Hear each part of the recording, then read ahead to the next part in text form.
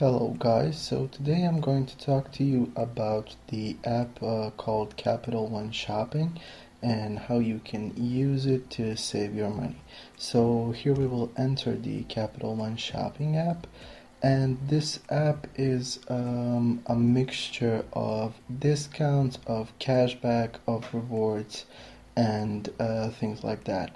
So as you can see here on the app, we have four different categories down here, but the two most important ones, or most important, would probably be the search one. So as you can see here, when we click on search, you have a bunch of different categories. So depending on what you are looking for, you will open a category. Let's just say we open the electronics, hardware, and audio category.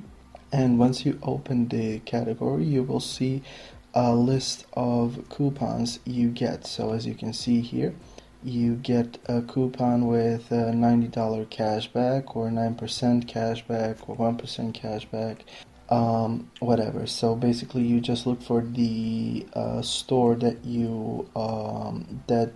basically fits you, and you see what they offer, what kind of a deal they offer for them. So these are mostly cashback offers for different things. So let's see, apparel.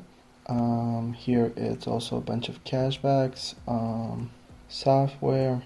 Yeah, a lot of cashback. Some of them will give you a discount. So like a 5% discount, 3% discount, that you can then use on the store itself.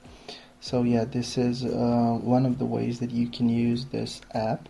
Also, you have here the option hotels, and here you can basically find, so if you want to travel somewhere, you can just enter the information that you need, and once you enter the information, it will give you offers for this place, and usually these will be rewards. So it will give you reward based on the percentage. So let's say it will give you a 10%, equal to 10% of the money that you have spent, and these rewards can pile up, and then you can basically redeem some sort of rewards on this website itself, or this app itself. I'm here on the Android app, but you can also get this app on iOS, and you can use it as a website.